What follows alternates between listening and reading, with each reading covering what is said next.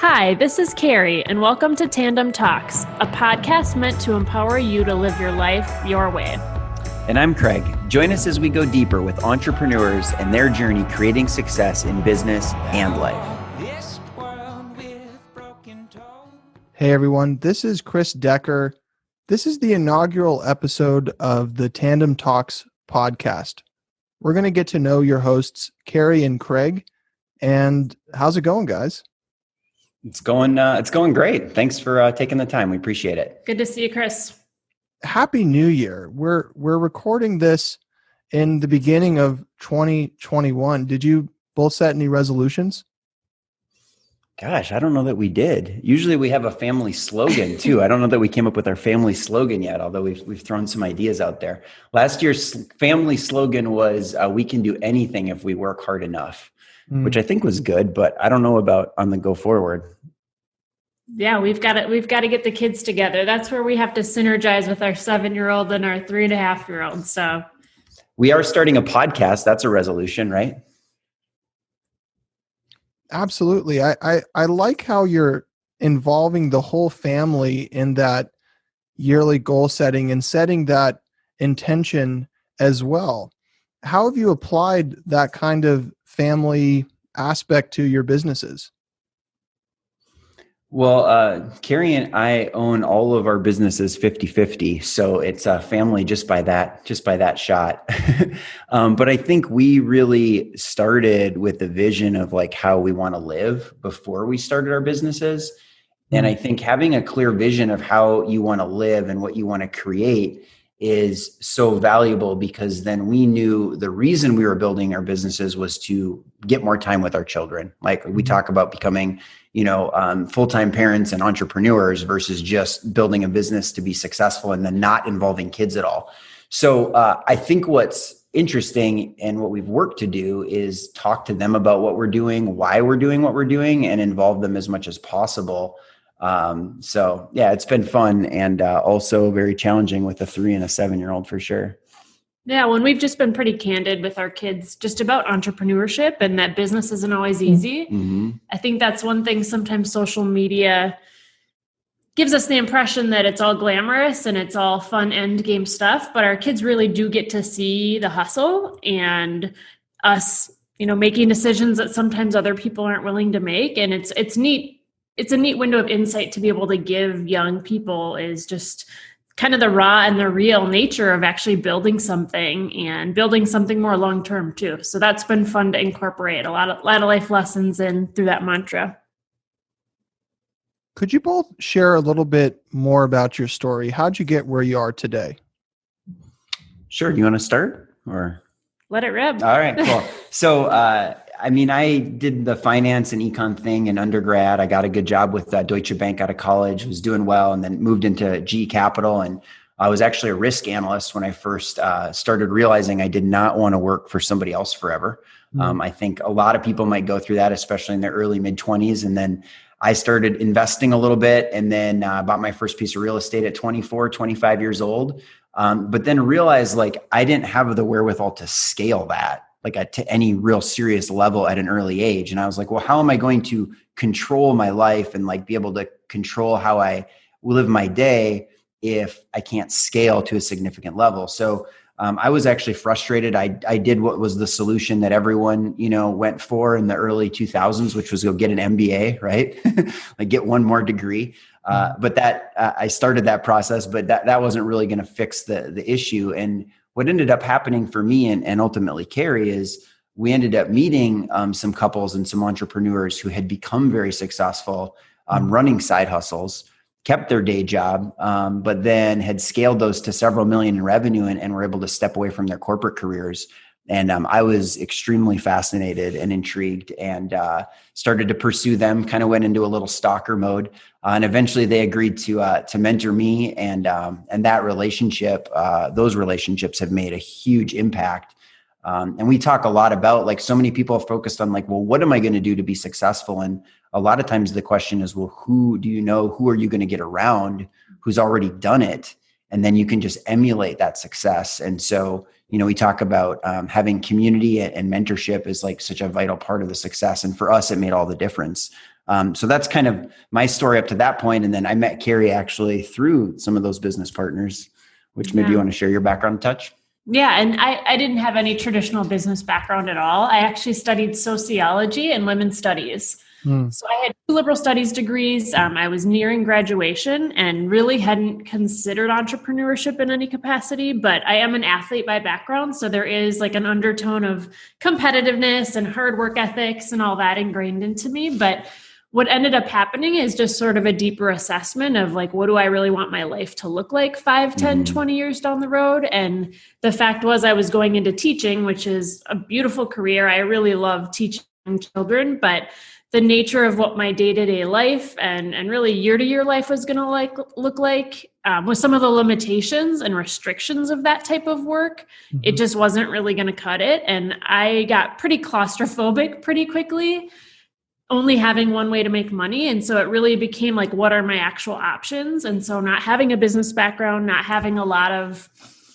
expertise or a community of successful business owners, I just had to be pretty open-minded and realized a side hustle was kind of the perfect option for someone in my position, and got busy, took evenings and weekends, and took the help of the community and mentors Craig referenced. And it was pretty powerful because in my mid-20s, I was able to make that conversion.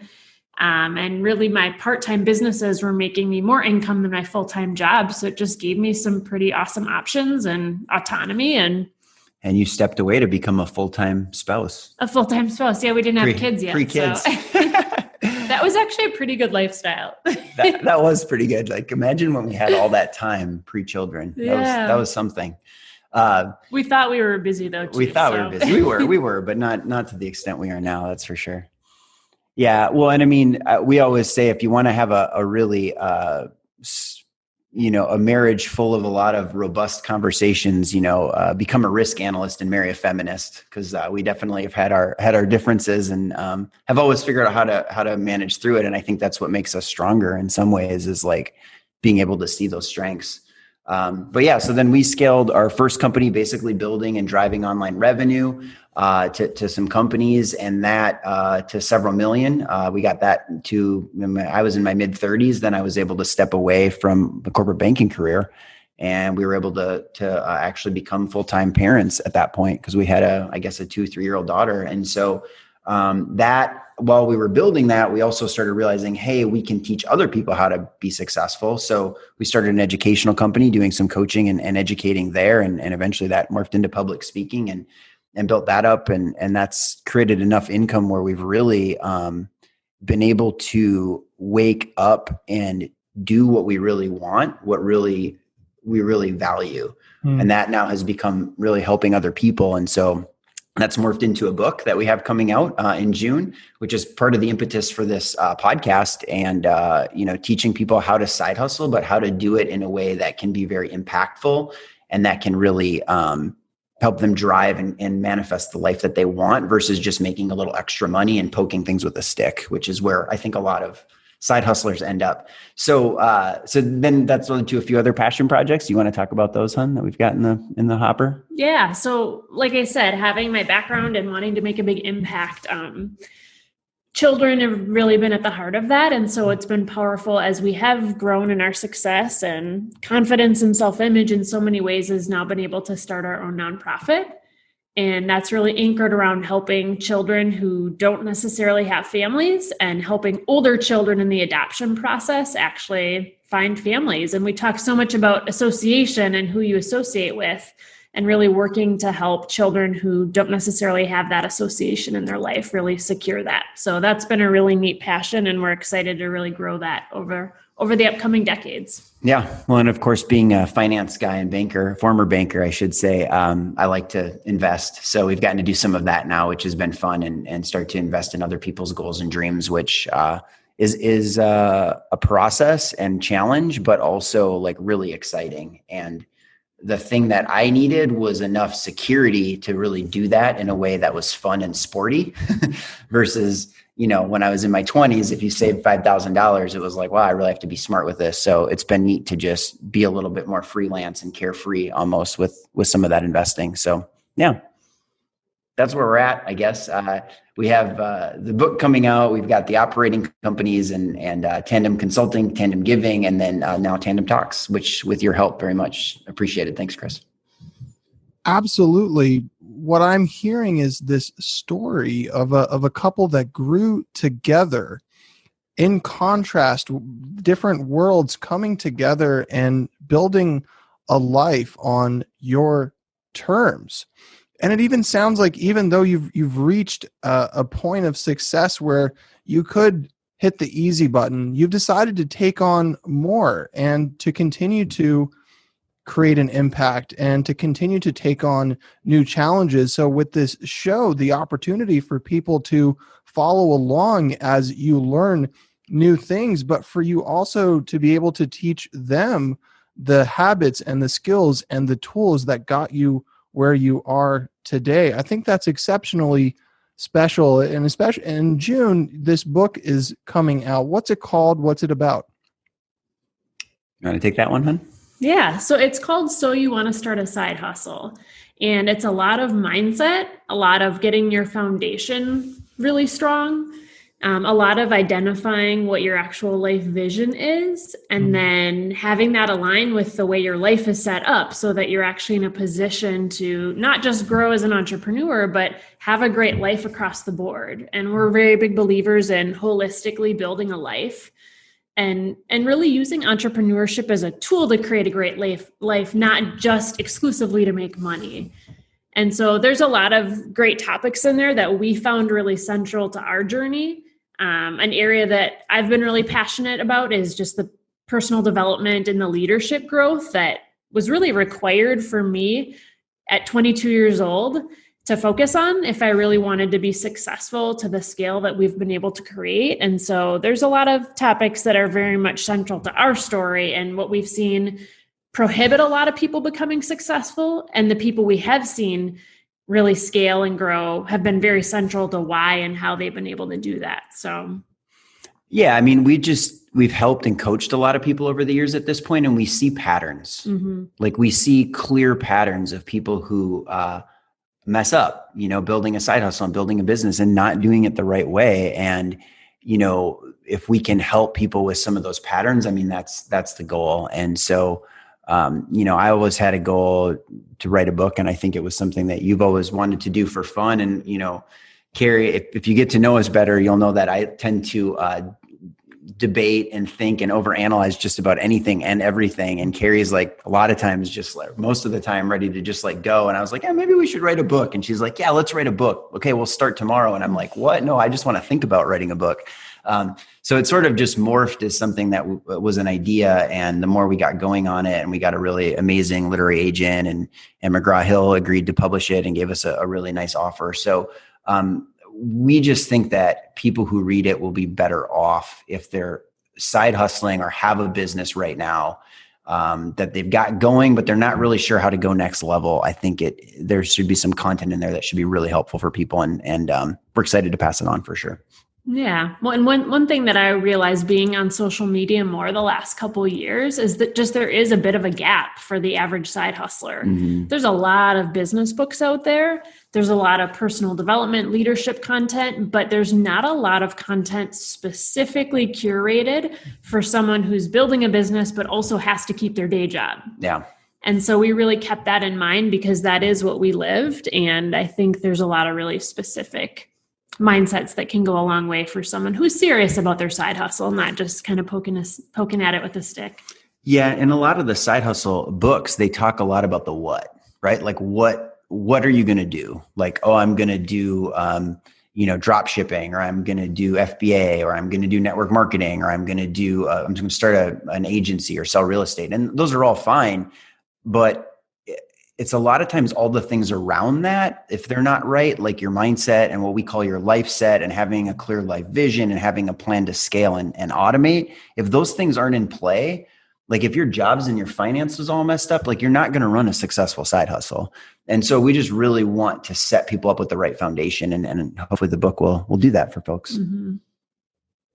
Oh man, it sounds like it can't come at a better time in a world where there are people that they're not going to give up their day job, there's no way they're going to cling on to that and continue to do that with a hope of freedom, with a hope of a better future, and to start that side hustle and plant those seeds today. Your book couldn't be coming at a better time. And with this podcast leading up to the launch, you'll be discussing some of these topics.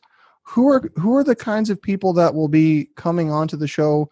What are some of the things that you'll be talking about, and what are you looking forward to the most? Yeah, well, we really want to stress like some of the patterns that we've seen, and we want to bring people, and we've got a few lined up already that can speak into those challenges. You know, as a big one is like the who, right? And if you're going to learn a foreign language, you don't just study it from a book. Like the best way to learn foreign language is learning by immersion, to like get dropped off in the middle of China or Mexico or wherever the languages you don't speak, and then learn that way. And so for people to think that they're going to build a big business or side hustle, but then never associate and hang out with people in that category who've already done it is kind of ridiculous. It's like a bunch of people drowning trying to help each other. Like it's just a bad idea.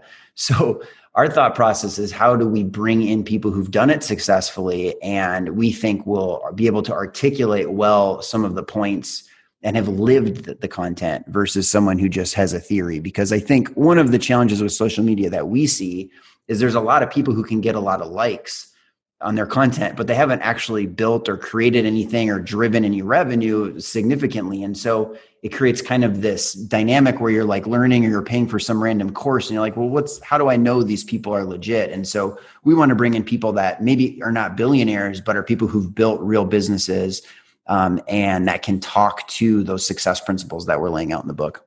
Yeah. And I'm excited to just go pretty deep with people, because I think you hear a lot of entrepreneur story, and sometimes it can be a little more surface level, but to have the time and space to really dig in deeper as to like some of the tough parts of entrepreneurship, and kind of how and why people overcame certain things in their day-to-day, and what that might look like for someone who's feeling that right now, right? Like using people's stories and mindset as an empowerment tool versus just as another cool story someone heard on a podcast. Yeah. And so, a lot of the people we're going to have on the show are people we have built really good relationships with, and we really hope to be able to create that space where we can take it deeper and help people in a fresh way.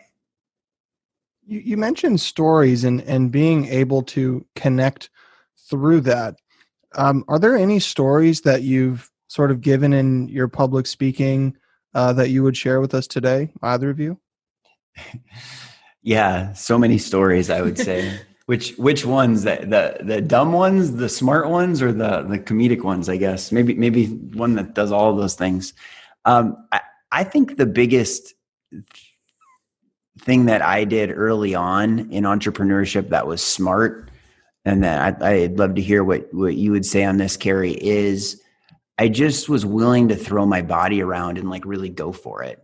Like when I was in my 20s, and especially single and no kids, it's like I just worked really hard on the evenings and weekends. Like I was excited to create enough revenue where I could then buy my life back. Like that energized me. Like I wasn't calculating, well, should I put in an hour or two to be an entrepreneur here? I'm putting in too much time or something. It's like, I never was really, I don't think either of us were really counting our hours, right? Or like logging how many hours. I'm sure, Chris, for you and Collin, like, it's not like you guys could even say how many hours that you've put in to like build what you've built. Like there's no way to calculate that. And I think one thing that I did really well was just throw my body around, and meaning like I was willing to go anywhere, invest whatever, like help whoever. And sometimes that led to some really awkward, bad situations.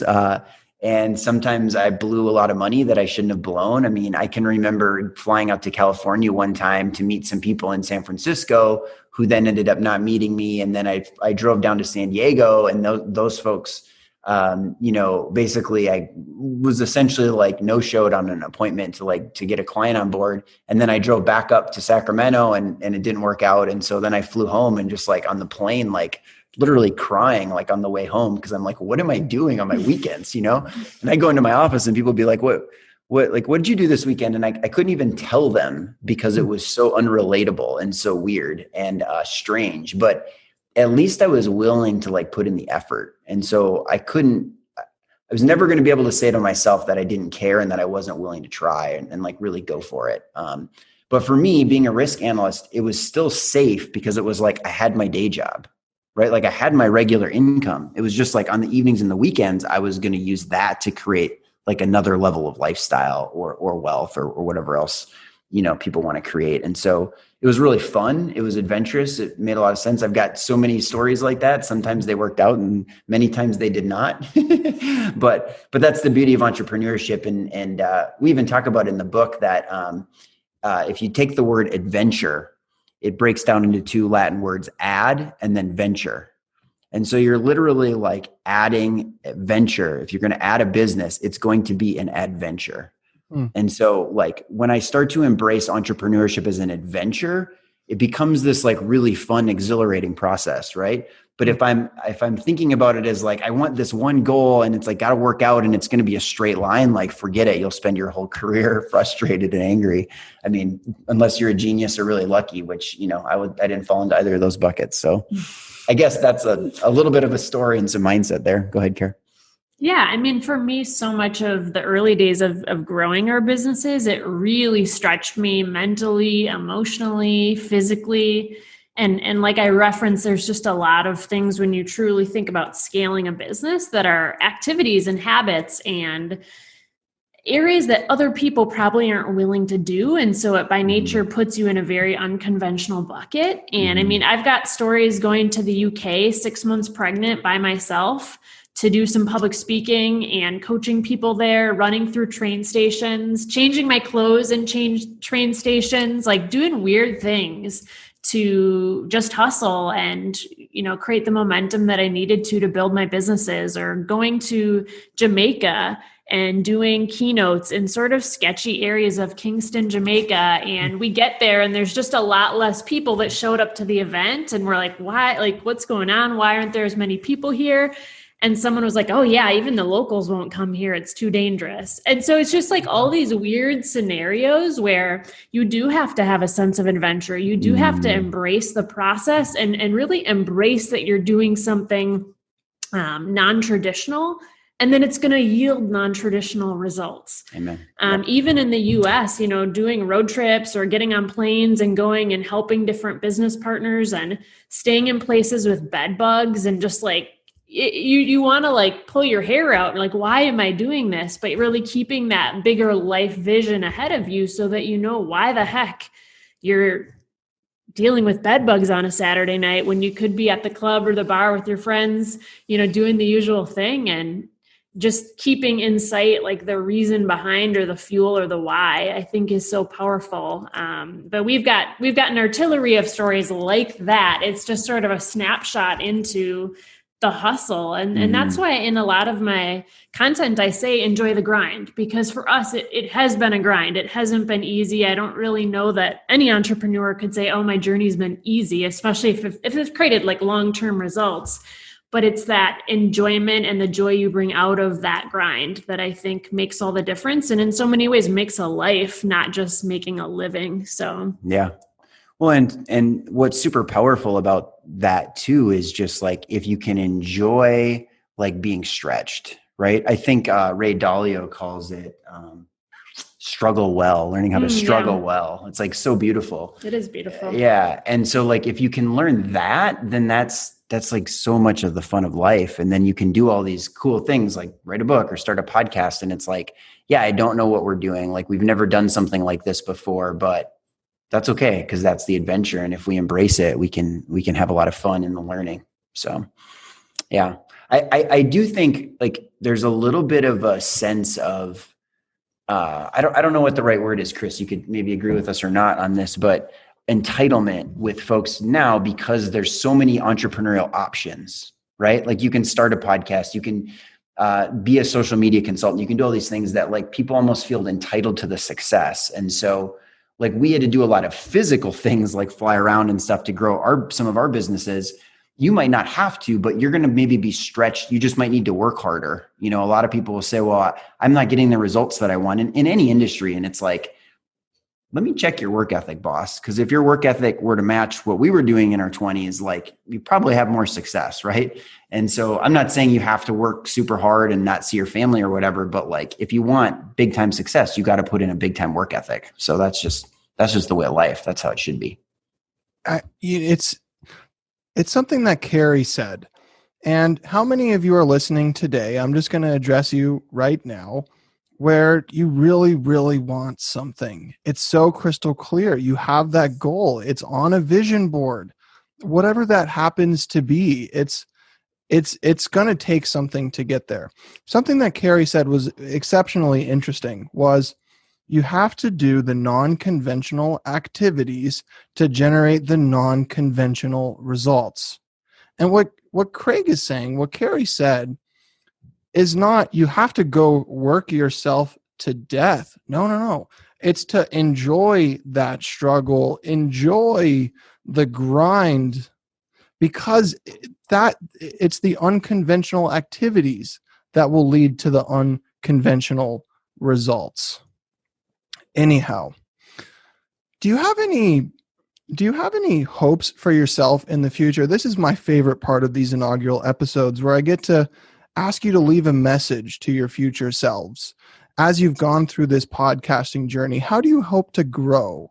What do you hope can be done here? Yeah, I mean, personally, I really aspire to learn from the people that we interview. Mm-hmm. A lot of them are our role models in life and as business owners, they're friends. So I really look forward to some self-evaluation in that process and working to implement things that we learn.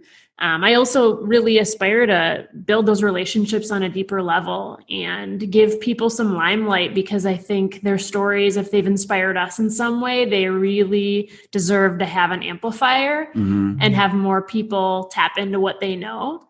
And Craig mentioned, some of the biggest business owners don't have a huge social media following, but it doesn't mean they shouldn't, and that what they have to say is invaluable. So we'd like to really be a booster on some of that. And really the goal is impact. I mean, that's why we wrote the book. It's not, I wanted to write a book to some degree, but I think that was really hard work to write. And what actually nudged us to truly do that to the extent that we did was that we deeply believed that it would impact people that were in our position when I was 22 and you were in your mid 20s and you're like trying to figure out life and figure out, how does entrepreneurship fit into this big picture, and how do I grow it, and how do I make it meaningful? So that's really the idea and the hope from my side. Yeah, we talk a lot about how most people operate on a spectrum of entrepreneurial like skill and desire, right? Like there's not too many people that just want to sit in a cube and never like do their own thing and like work for someone else for eternity. And there's also not a lot of people that want to, build the next Facebook and live in their mom's garage for the next 10 years as they like gut out a startup, right? Mm-hmm. And so most people exist somewhere in that space. And so we want to empower those people. The moderate entrepreneurs. Yeah, the moderate entrepreneurs, right? Like, I have a desire. I didn't grow up in a big entrepreneurial family, but I'd like to do something, but what and how? And so I think that that's where hopefully this podcast can really connect with people. And the other thing that you were talking about why I wrote the book, like I wanted to write a book for the challenge of writing a book, right? It's like just to like become better and become stronger. And so I think a lot of people, if you don't have a side hustle or some kind of business for yourself, you should. I think mathematically, it just makes sense to have more than one way to make money in the 21st century. Let's be honest. So then if you're going to do it, like take on the self-development with it and like take on that, like, I'm going to change my mindset, not just like learn how to sell this widget and become a millionaire. Cause like there's so much that goes into like selling that widget to $1 million in revenue or more. And you got to learn all those things. And so if you can embrace the self-development as well as enjoying the grind, a lot of the things we're talking about, then I think the journey will be better for everyone and anyone. And if we can like highlight some of those things and again, like say, hey, here's some things to watch out for. Here's a pitfall. Don't step on that minefield. Then man, we can save other people money and time. That's all the better. With the time that we have left, do you have any closing thoughts? I feel like we always have a lot of closing thoughts. That it's like opening up a can of worms. Many minutes of closing thoughts. Yeah, sometimes when we do talks, it's for like hours, when we've done some public speaking. So we have a lot of closing thoughts, but I guess we would love to hear from our audience and have people give us feedback. What do they want to hear? What was particularly helpful? What isn't? Because we just want to be able to support and help people level up. So that would be one thing if you're listening to this today. And the other big thing is just that's changed for me a lot is, about 18 months ago or so, I finally saw a doctor and got diagnosed, and I realized that I've been suffering or have been blessed with ADHD. And it's been a blessing and a curse in my life in so many ways. And there's a lot of funny stories that come from my level of forgetfulness or absent-mindedness. But what it really helped me do is open up and take a closer look at not only what am I learning, but how do I learn how to learn better?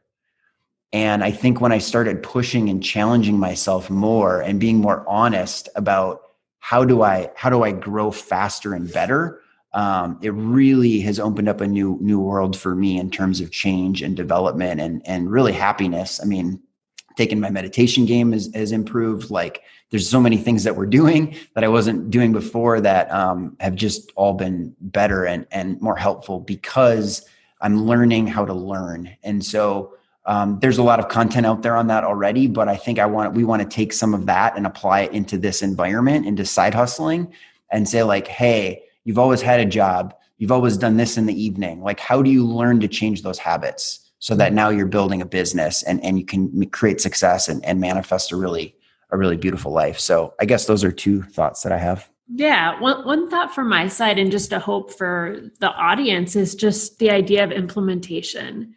Because there's such an abundance of content out there, but you don't really win awards for listening to the most podcasts. You don't get a medal for the books you read.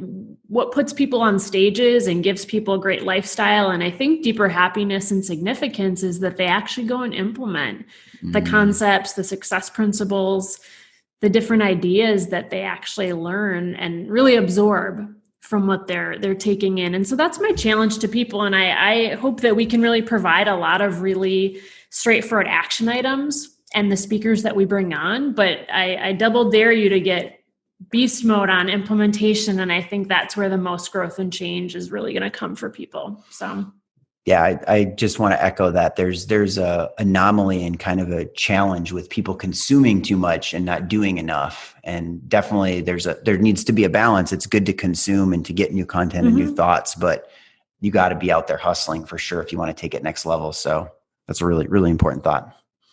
So thanks a lot for setting this up for us, Chris. I don't know that we would be here without you and your team and Collin and everything you guys have done. We certainly were not an easy fish to reel in, so to speak, as a client, because we've got so many irons in the fire and kept deferring things or getting hammered by writing a book. So we really appreciate you guys and everything that you've done for us. And I can't wait to hear more of your story as well.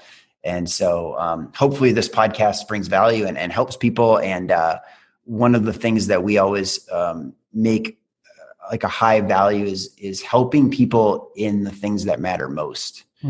And so we just want that to be a big impression of the podcast and a big impact in that way. So over to you, Carrie. Yeah. Thanks for having us, Chris. We look forward to continuing to forge the relationship with the audience. And I hope everybody's out there enjoying the grind. Thanks for listening to today's episode. Please subscribe and leave a review, and be sure to visit tandemconsulting.co/talks.